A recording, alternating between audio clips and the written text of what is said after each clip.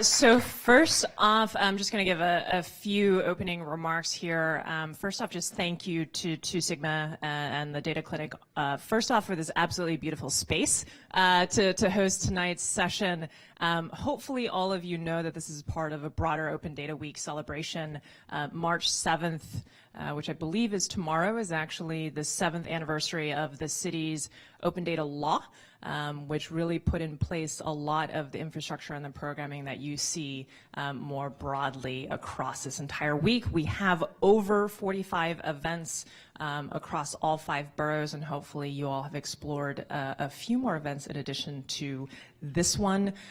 Just a quick overview that we do have some Mayor's Office of Data Analytics folks here. The Open Data program that the city runs is actually the largest municipal data program in the entire country. So we have over 2,300 data sets, and last year about 1 million people actually visited our website and downloaded and played with the data there. And I am really looking forward to hearing more about all the great work that you all are pulling together today as part of the presentation. And I think lastly, the thing that I'll close on is I am super excited because knowing that you all are either in the New York City civic tech and data space or are trying to get into this space, there are plenty of opportunities, whether that's at some of the organizations you all are already a part of, or just a plug, if you actually want to work for New York City, we do have some open positions within the Mayor's Office of Data Analytics. You can chat more with myself, Faraz, and Yulia, who are, if you both can raise your hands, I'm just embarrassed the two of them right now. But thank you all. I'm really looking forward to the event, and please do check out open-data.nyc for some more events for later this week. But I'll hand it back to Rachel and Aaron. All right, thank you, Kelly. And thank you all for joining us here. We're excited to have you at Two Sigma Data Clinic to talk about the power of open data when it's turned into actionable insights and the roles that organizations like ours can play in bridging that divide between open data and insights. For those of you who are on the Twitter sphere, we've got our hashtags tonight. Don't forget to add those into your tweets. And if you want to connect with us, it's at TS Data Clinic. Happy to connect with you beyond tonight. And just a quick intros, if you guys want a quick stand up. So I am Erin Stein. This is Rachel Weiss-Riley, who you just saw, and we have Kaushik Mohan here. We're all part of the Data Clinic team, and we'll be presenting to you today. All right, so let's get into it. Maybe, maybe. I think our mouse is not working. It is, just kidding. All right, there we go. So, who are we? You might be hearing about Two Sigma and Data Clinic for the first time. Well, we are here at Two Sigma, which is an investment manager that is really run by the data science and technology to find value in the world's markets. And as you can see, we're not your typical investment manager. All of our staff come from a wide range of backgrounds, well beyond finance. We've got people from public health, from linguistics, astrophysics, but we're all driven by the principles of tech and innovation well beyond the 4 walls of our office. You know, it's part of our daily lives. And 5 years ago, we thought, well, a group of our colleagues were thinking, how can we give back beyond the standard models of donations and community service? Like, how can we use tech and innovation to give back to our communities? And so, back in 2014, Data Clinic was born, much like the model of legal clinics. We have our groups of volunteers who provide data science and tech support pro bono on a project basis to nonprofits, academic institutions, and government agencies who want to use data more effectively to give back to their communities and achieve their missions. And this has been really exciting, inspiring, successful experience, not only for the Two Sigma employees who make up these volunteer teams, but also the partners we work with, who get to see a wide range of impact from these partnerships. Some really tangible operational and programmatic changes, some less tangible cultural shifts within their teams as well. And to kind of meet the growing demand from this great experience we've been having, we've been able to grow beyond just having these partner projects. So we also take part in self-guided research to expand the general knowledge base about issues facing society today. And we've also built up a full-time staff to help meet the increasing demand from our employees and from the partners. So you have myself, Erin, I'm a project manager. Rachel is our intrepid leader. She's the director of Data Clinic, and Kaushik is our data science intern from NYU.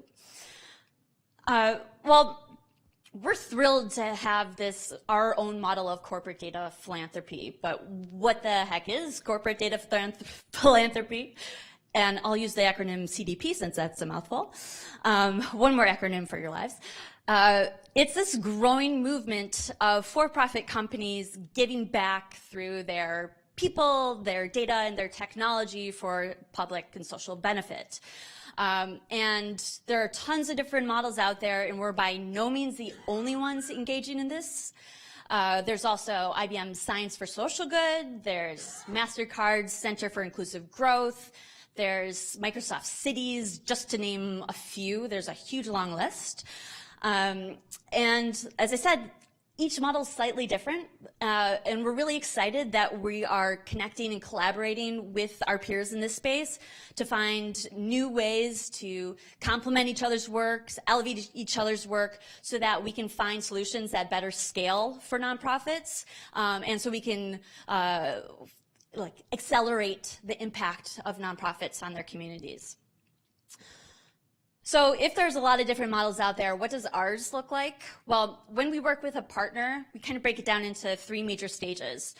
We first connect with the organization to learn more about their mission, their operations, their pain points.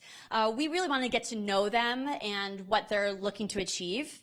So we have a lot of conversations, iterate, try to find a scope on a data science or tech need where we could provide some value to that organization. And if we're able to do that, we take a look at our bench of about over 120 volunteers to find the right mix of volunteers according to their technical expertise, their content background, and their capabilities. So we make sure that there's the right pairing there. And then over the course of the next 4 months, these volunteers and the partner work in close concert to address the issue at hand. And it's really important to have that close collaboration because the project shouldn't just reflect the technical expertise of the volunteers. It's vital that it also incorporates the content area expertise of the nonprofits. They know their communities best and what should be included in the solutions. So after those 4 months, there's going to be some deliverable we give back to our partner, and that takes on a wide variety of forms depending on the project. It might be a model that they actually then go put into production. It could be a list of insights or suggestions on how they could tweak their operations or programs. It could be a research paper where we really dig into the analysis that we took under. In any case, every single project, we make sure that the partner fully understands the findings and the caveats, and that they're confident and comfortable with moving forward with those findings and actually bringing those into their daily work. So some concrete examples of some of these past projects. Well, one of them, Montenegro Water District, is this really impressive, innovative water district in Southern California. They take some really impressive data-driven approaches to tackle the environmental and economic challenges that face their business, their agency. And recently, they've been switching over to these digital meters that record water usage on an hourly basis. So that's really exciting. All of a sudden, they have this wealth of data. So how can they use that to be smarter with their operations? And they started thinking, well, with this data, can we start predicting any meter malfunctions or water leaks, before the bill comes out next month? So how can we be more proactive? And we're thrilled to say that, yes, we are able to detect that based off of each individual's customer's previous usage. Our volunteers built a predictive model using really innovative change point detection research. And with high accuracy, they're able to predict the work orders of this water district. And it's right now in field testing so that we can further fine-tune and tweak the model moving forward. So we're really excited about that.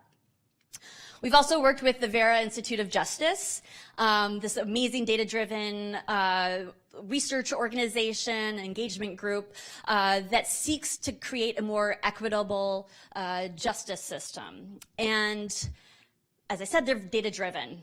So much that they painstakingly collected this incarceration rate data from across the country.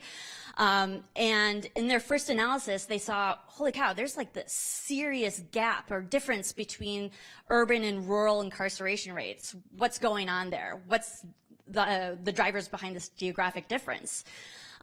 So our volunteer team really dug deep and looked at all these contributing factors and, controlled for external factors and saw that it's not actually a geographic question, it's a question about poverty.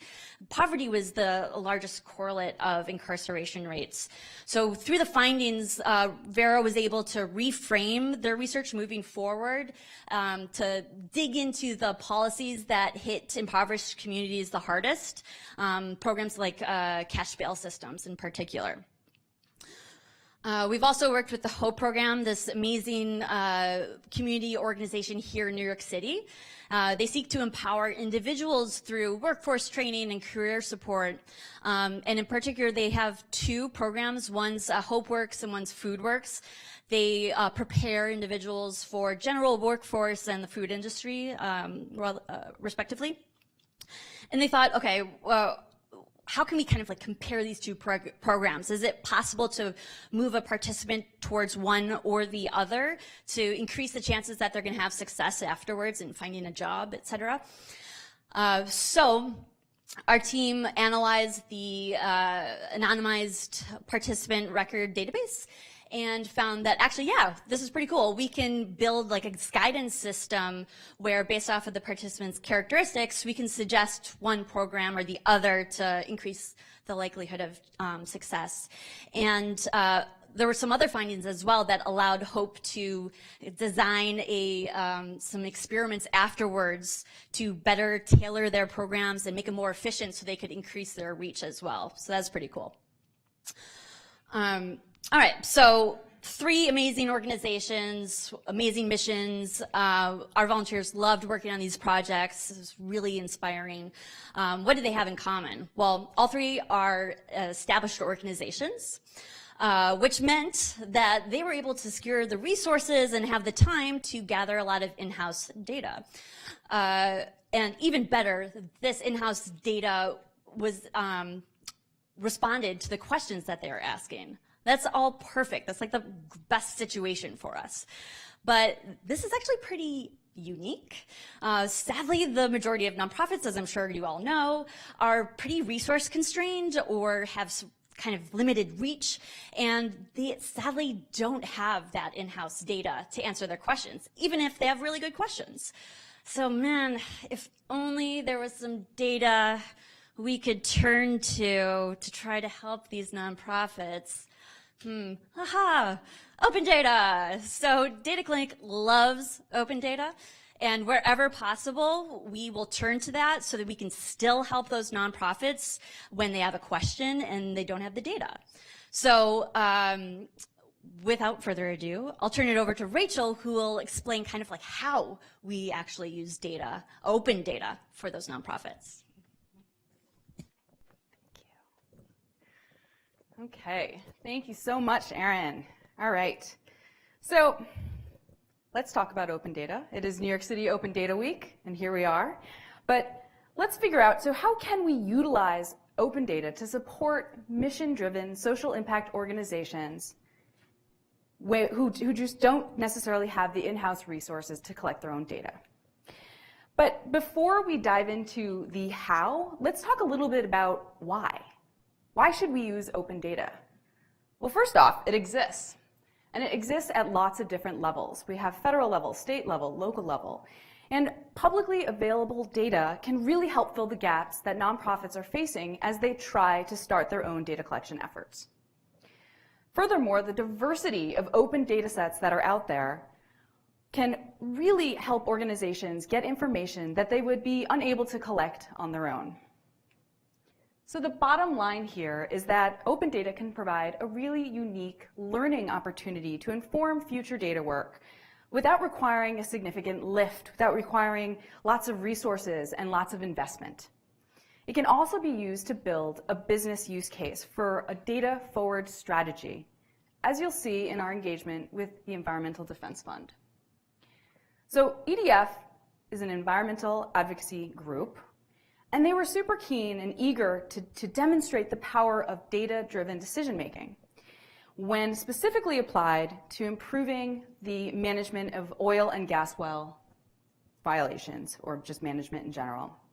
So usually, or typically, government inspectors are charged with inspecting oil and gas wells, but due to their own constraints with respect to human resources, they are by no means able to go out and inspect every well.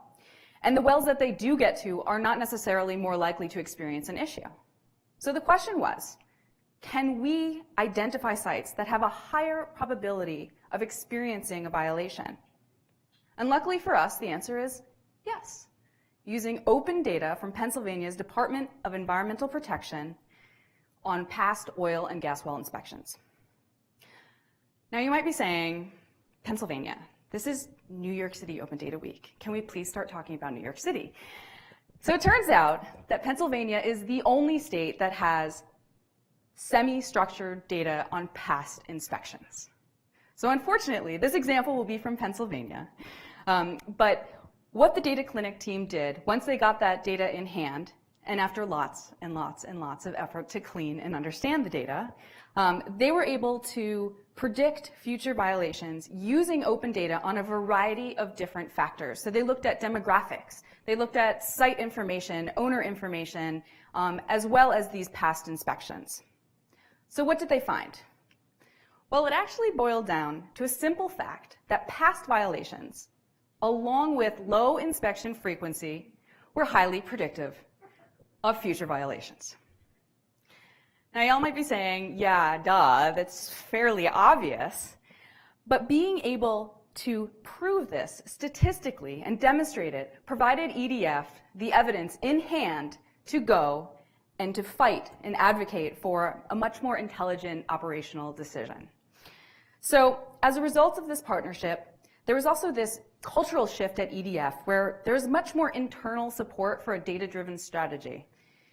In addition, EDF also convened DEP and local universities together to share these results, and together they built this shared research strategy to improve data collection efforts, both the quality of the data and the type of data. So the take-home here is that this was a relatively low-lift effort, but it really was able to kick off this data-forward strategy moving forward. So as promising as the EDF insights were, it took a whole lot of work from metadata research, finding the metadata, understanding the metadata, looking at the data, cleaning it, merging the data, etc., before we could even use it. And, it is clear that open data has a lot of potential, but there are often a lot of hurdles that you have to overcome to use it.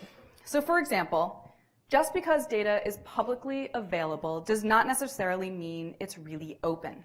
So lots of sites do require email registration, not New York City's though. And also some of the files are going to be in proprietary formats like PDFs or access databases.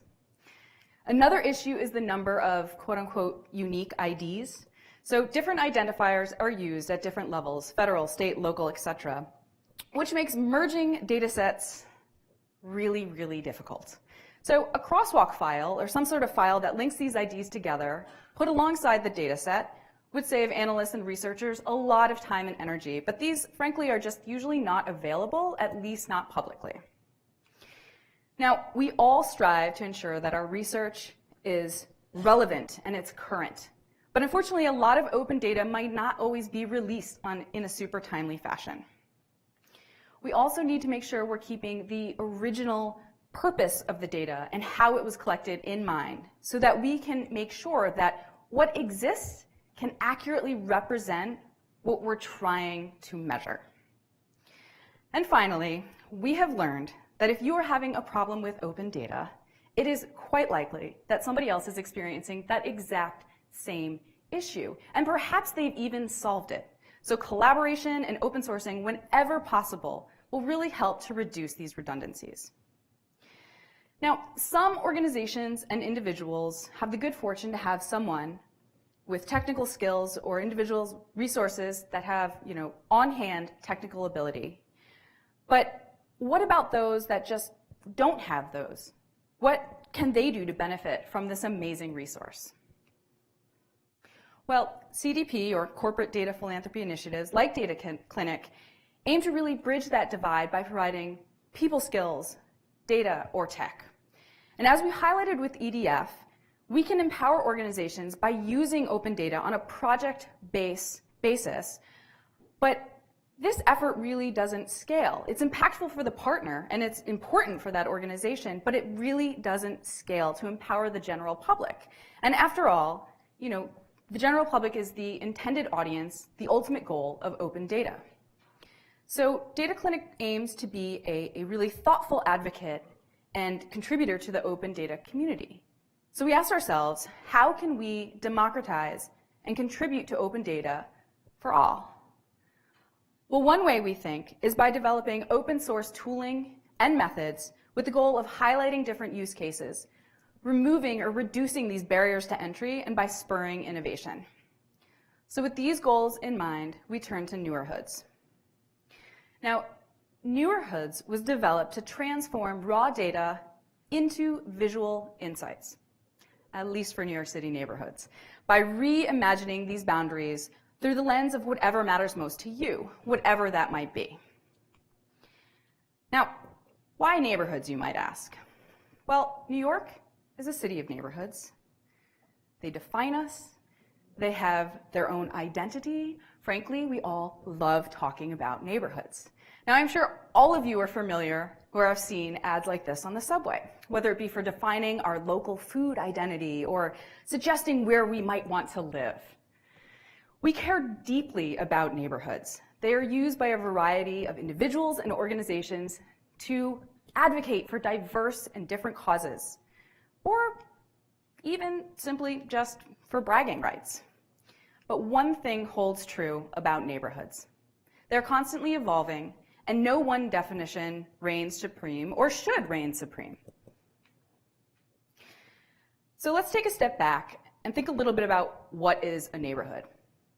So this might seem like a pretty silly question, but in fact it's fairly complex, and it's really a fluid concept.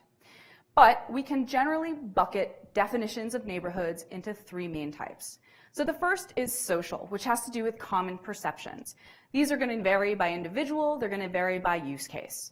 Real estate is a great example here, and many of the neighborhood names that we know and we love and we use today derive completely from the marketing efforts of real estate to try to identify the hot new location or new spot.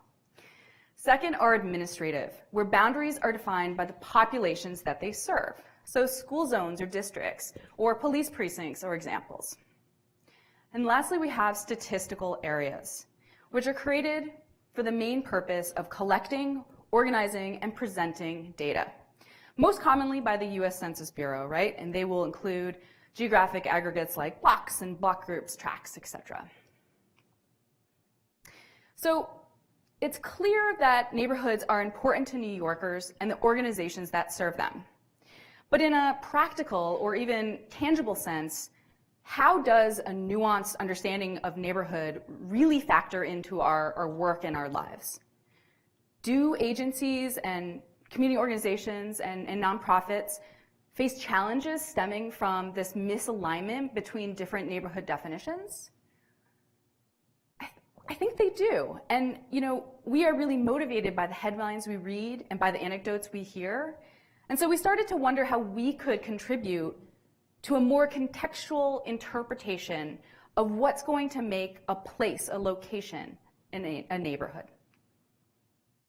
But before we jumped into this work, we wanted to explore what others have done in this space, and we found a lot of different tools out there. They also sought to recluster or redefine neighborhoods. However, we noticed a few trends. Many of the tools are proprietary, and some are only for commercial use, which means that users really don't fully understand what's under the hood, nor do they have the ability to contribute to its methodology. Second, there are a few open source tools out there, but they focus almost exclusively on demographic indicators. Now, are demographics all that make a neighborhood? I think if you ask any of us or any New Yorkers out there, they would probably disagree.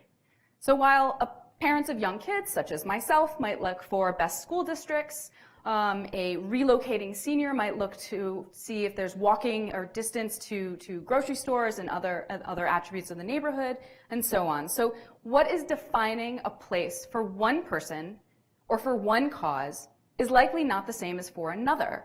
And demographics, I would argue, are only one small piece of this puzzle. So with this in mind, we knew the tool had to be built on open data, and it had to be released open source. But it should also be flexible and adapt to the user's own definition of a neighborhood by allowing them to use data and select the features that matter most to them. So our vision for neighborhoods began with the primary goal of transforming open data from raw inputs to these dynamic neighborhood clusters for people to better gather insights. However, it will not be very insightful if people don't use it. So it needs to be aligned with the needs of a community. We also hope that it's going to be a tool for the community and sustained by its users. So we want to make sure that it's easy for individuals to contribute with additional data, to highlight different use cases and storyboards, and to strengthen the methodologies running behind it. Now, we think we've built the scaffolding to enable this vision, and we're really excited to share it all with you. So without further ado, Kaushik will get into the details and introduce neighborhoods.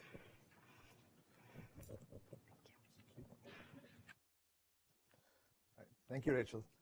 So we want to build like an open, flexible, and dynamic tool that tackles some of these challenges that Rachel has just discussed. So how do we go about it? So our approach to doing this is like over 3 steps, say. Say you want to define neighborhoods based on something like the quality of life. Where do we begin? So we start by looking at open data.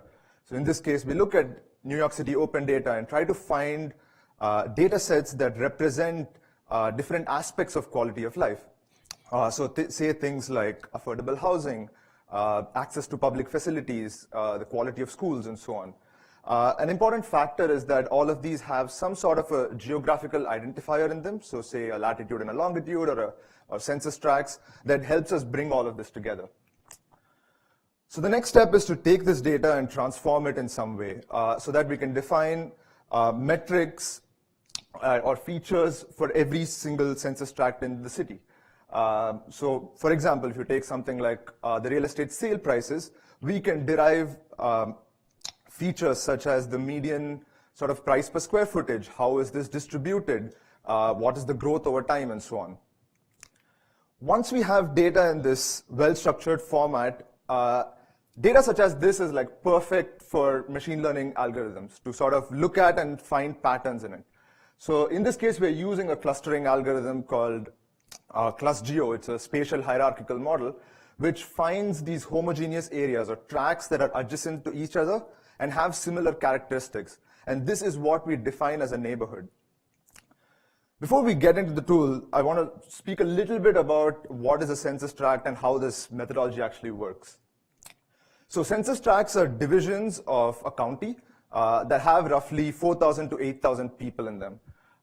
So here you can see this is sort of like map of this area, and the black lines indicate the boundaries of the tract. So we are right now there on the edge of one of these tracks, and you can see that these tracks are fairly small.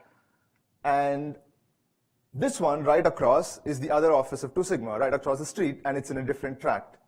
Now, what our approach is if the characteristics of both of these tracks is similar, then we essentially are erasing this boundary that exists between them, and we are growing out this neighborhood.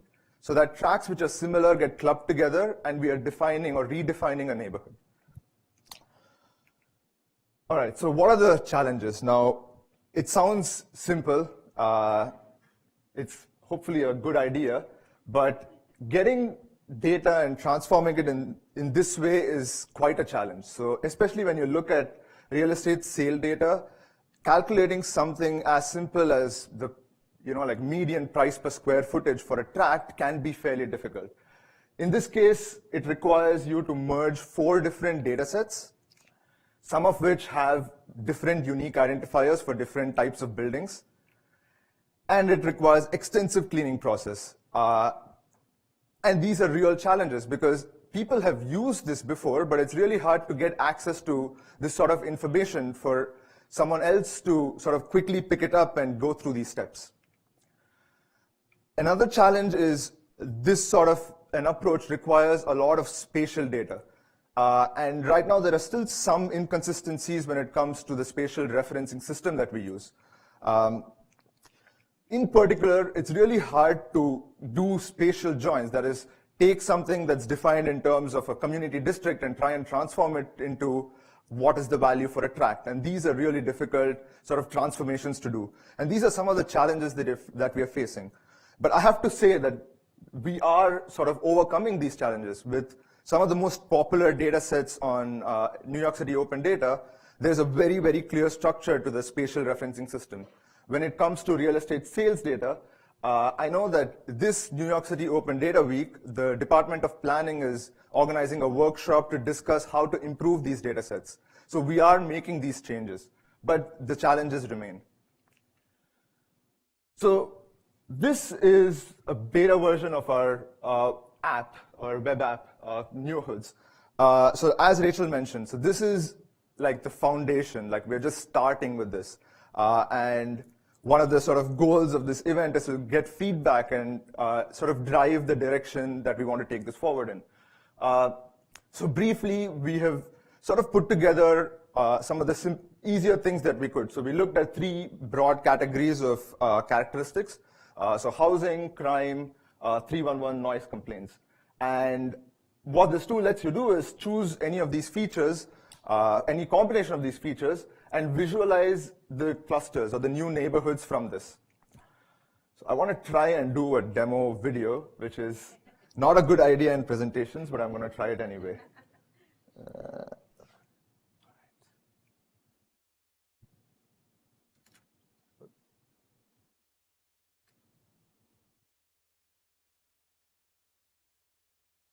All right. So like I said, has 3 broad categories, so housing, crime, and 311 noise complaints. And within each of these, we have about 3 to 4 attributes. A user can select any one of these, click on the information icon to sort of get a sense of how are these calculated, what do these mean. And once you select, say, a couple of them and hit the button, you'll be able to see a map of the clustering or the new neighborhoods. There you go.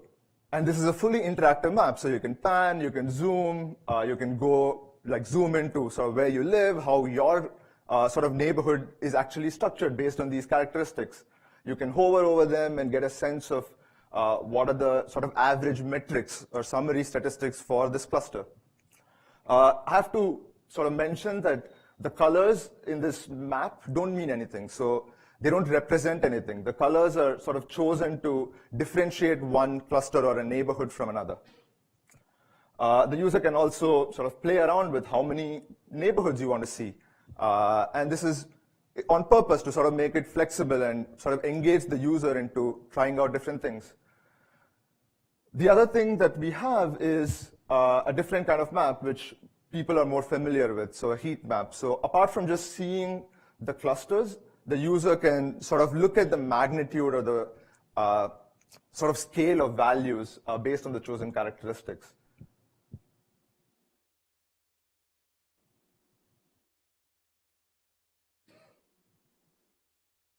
Did it pause? No, okay. So this is the sort of usual thing that you would see when you look at like spatially visualizing data. In this case, red indicates high and yellow indicates low.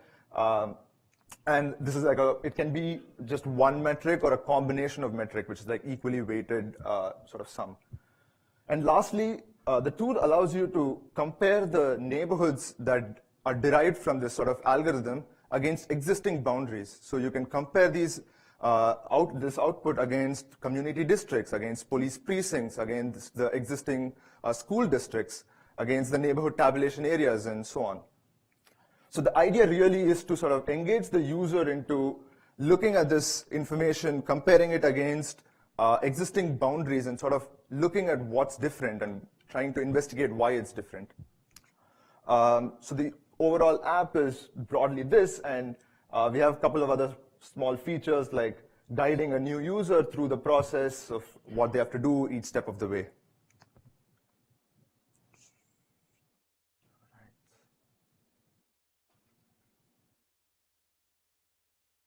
Cool. So this is the tool, great. What can we actually get out of this? So one of the first things we looked at was the evolution of the real estate market.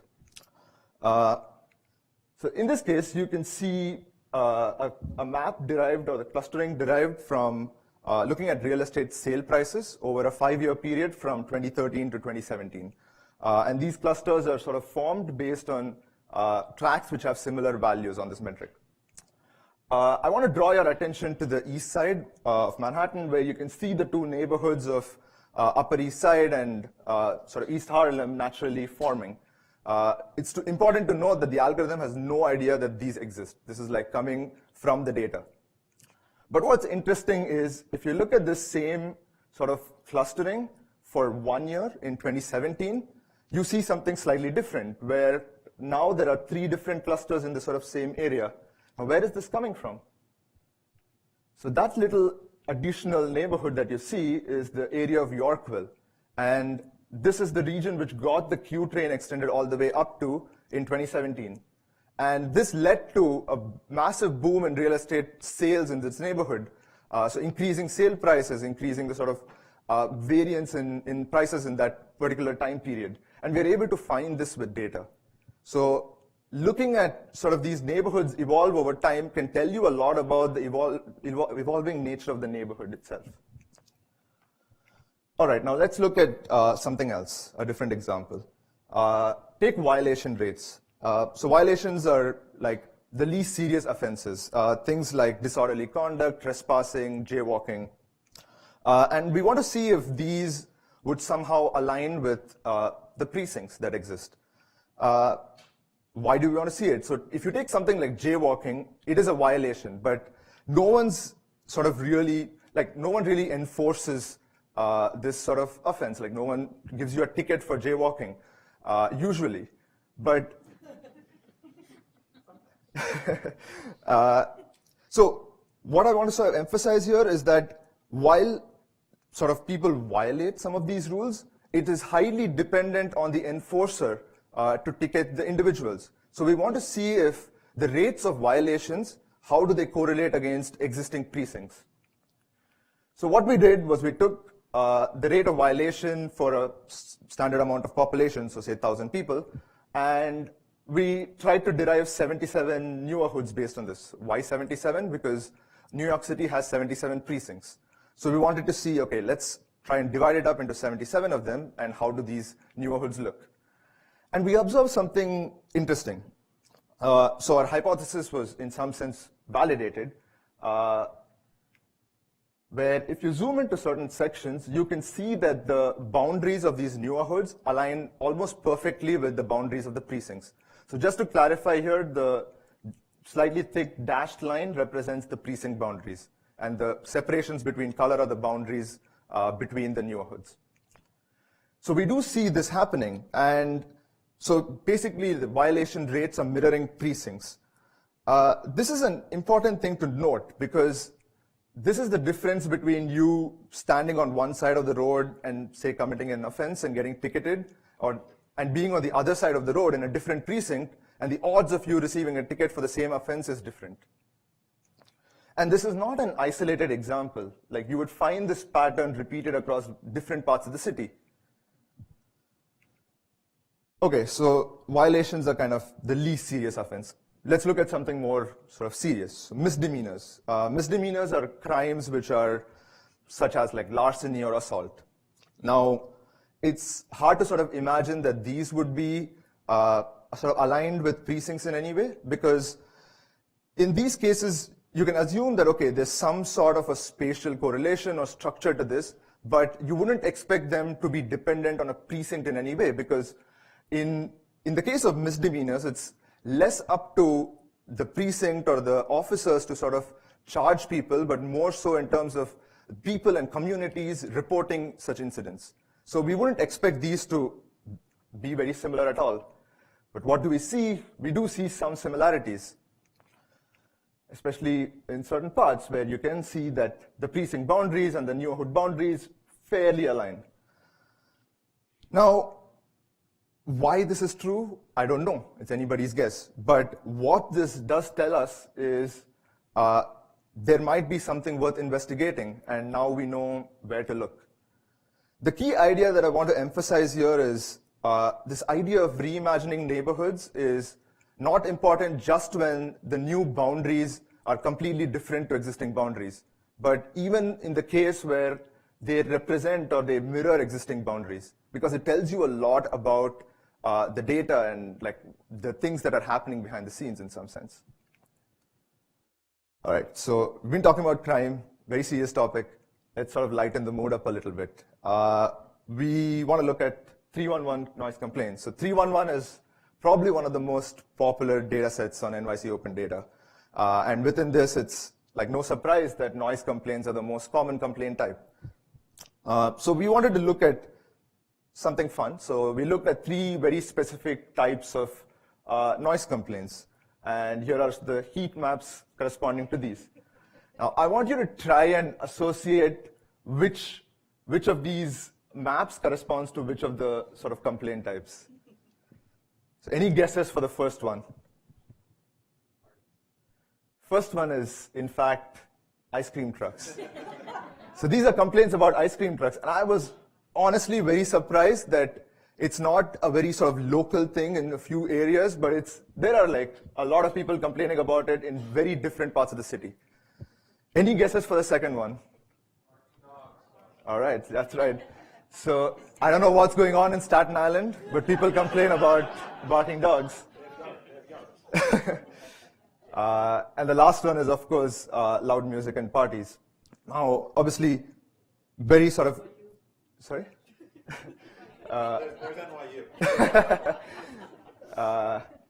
So yeah, what we do see from this is you can get a sense of like, oh, so this is sort of how it's distributed. It's kind of interesting and insightful for someone to just visualize data on a map with ease and look at how things are sort of distributed in the city, right? So we've sort of tried to build this tool not just for someone who wants to like go deep into redefining boundaries and studying sort of impact of different things, but for someone to just have fun and sort of use open data and sort of gain insights from open data in a fun way and make it easy for someone to sort of just take data like this, visualize it easily, and play around and look at the results. And you can use this to find things like what we've seen in some of the headlines, like, oh, what's the noisiest neighborhood in New York City? Well, based on these 3 ones, I think I would say Williamsburg's either pretty noisy or people there complain a lot about it. All right, so where do we hope that this would be used, right? So definitions of neighborhoods actually are very important to social science research. So we had this amazing sort of research group called Opportunity Insights, and they are studying social and economic mobility among American families. And what they want to do is to predict the outcomes for individuals based on sort of where they grow up and where they live. So they want some idea of the neighborhood and want to quantify this in some way.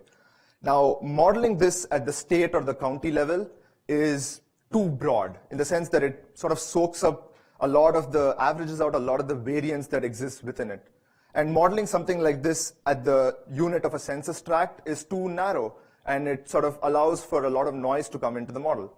So what they really need is this definition of a neighborhood that's between these two, which is homogeneous. So you are absolutely validated in sort of using this definition of a neighborhood. And that's where work like this would come in and say, this is the sort of unit of analysis that you should use. Other uses you could think of is for individuals. So helping individuals find neighborhoods based on their preferences.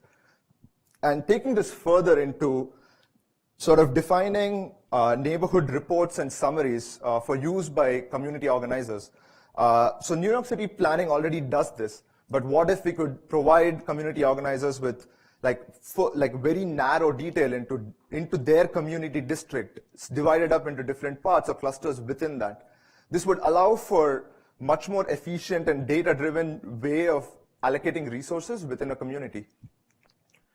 And lastly, this idea of civic tech and observing changing boundaries over time being very insightful. So we can look at how these neighborhoods are evolving over time, and it would give us a lot of insight into how it may look in the future. Several organizations are trying to do this in terms of predicting gentrification so that the city can plan ahead for the future and affordable housing for the future. And an analysis like this could help you figure that out.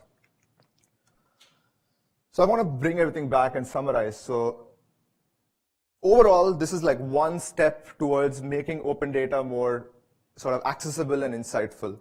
It is by no means complete. This is like a prototype. We want to sort of have this as the foundation for more development. We don't know how people are going to use this because different people have different ideas and different opinions. So we wanted to build this as a platform that's going to be extremely sort of flexible and dynamic, can adapt to sort of different applications. And that's where the most important part of this comes in, because we have made all of this open source. So all the data analysis, all the code behind developing this tool, everything is out open on GitHub, and people can copy it, fork it, send us pull requests, sort of contribute to the development of this project. And for all the folks who are dying to get their hands dirty on working with this, what are we working on? I think one of the most important things we're working on right now is letting users upload their own open data. Like it shouldn't be restrictive in any way. And we feel that empowering people with a tool like this, where they could take their data and transform them into insights, is extremely powerful. And doing this without the need for any sort of computer science degree or a data science degree. And I think that's like the true sort of purpose of open data for all. Some of the other things we are trying to figure out still are extracting features from sort of different geographic aggregations, integrating additional data sets. But like I said, this is the first step, so we haven't answered a lot of the questions. We have a lot of open questions, and we need your help in helping us figure this out. Things like, how would you use this tool? What kind of data are you interested in sort of implementing in this platform? What kind of features do you want to see? How do we build community engagement around a platform like this? Thank you very much.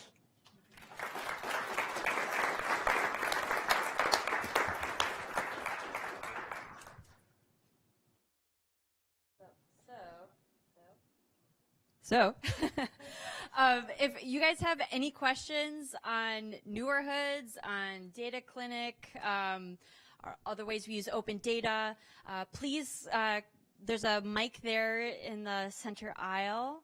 If you could go up there to ask your question, or to contribute your response to one of the many questions that Kaushik put up on the board. Yep, go ahead. Yeah, feel free to. We're recording this, so it'll be helpful if you guys use the mic. Thanks. All right. So first of all, thanks so much for hosting this wonderful session. I definitely learned a lot.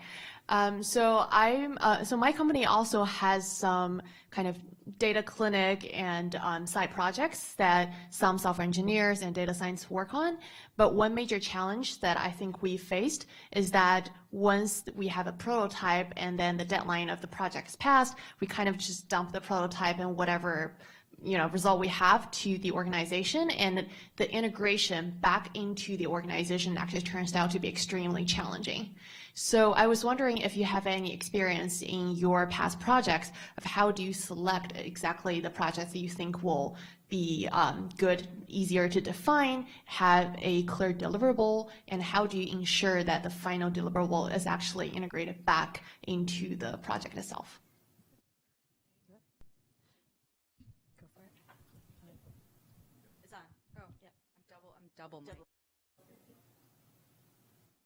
Okay, sorry.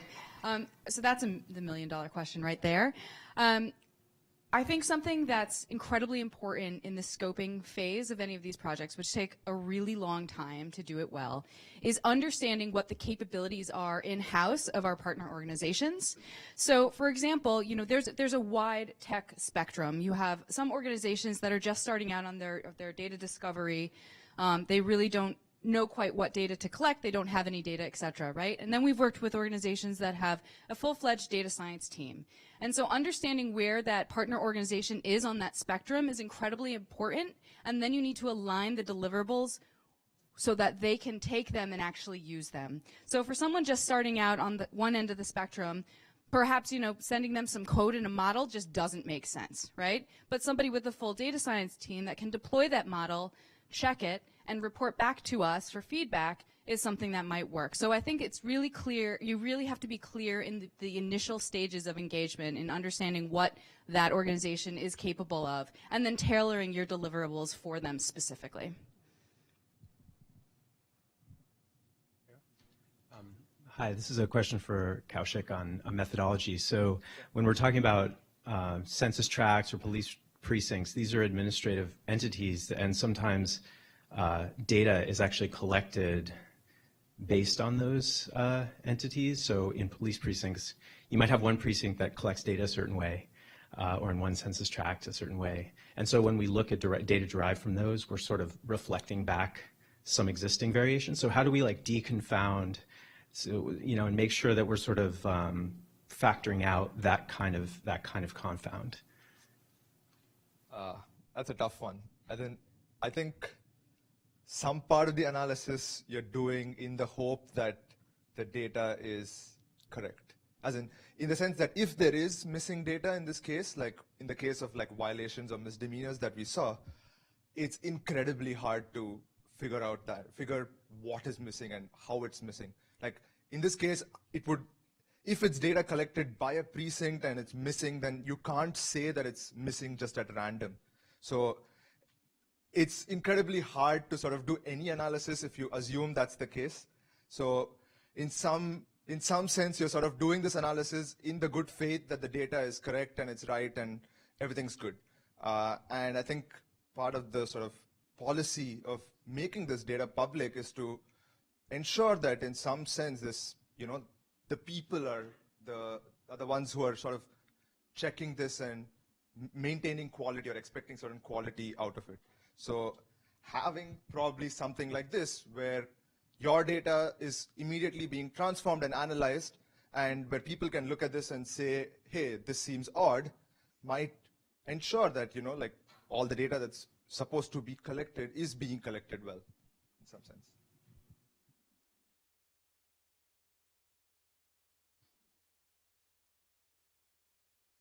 Right. So in a few minutes, we're going to try and set up 3 laptops over there for anyone who's interested in sort of trying out the tool. So hang around after this if you're interested. It might take a couple of minutes for us to get that up and running. So if there's no more questions from the audience, we just want to, thank you for joining us. We're really excited to have such a packed house. This is really exciting. We look forward to hearing your feedback or anything else. So please connect with us, contact us.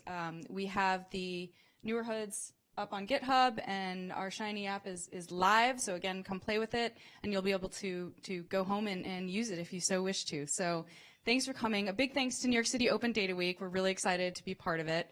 And yeah, I think that's it. So yeah, sorry, we're going to have another half hour of some drinks and some food. So stick around for that, and come chat with us if you're interested. Thank you so much.